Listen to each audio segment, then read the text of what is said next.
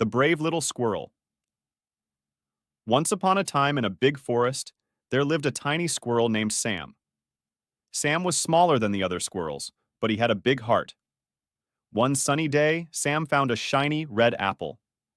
He was so excited that he decided to take it back to his treehouse. But the apple was too big for Sam to carry alone.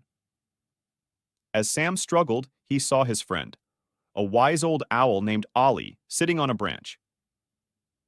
"Need some help, Sam?" asked Ollie. "Yes, please," said Sam. "This apple is too heavy for me." Ollie flew down and grabbed the apple with his strong claws. Together, they carried the apple to Sam's treehouse. When they got there, Sam and Ollie shared the apple with all their forest friends. Everyone enjoyed the delicious treat, and Sam felt very proud. That day, Sam learned that it's okay to ask for help, and that friends make everything easier and more fun. And from then on, Sam and Ollie were the best of friends, always helping each other out. The end.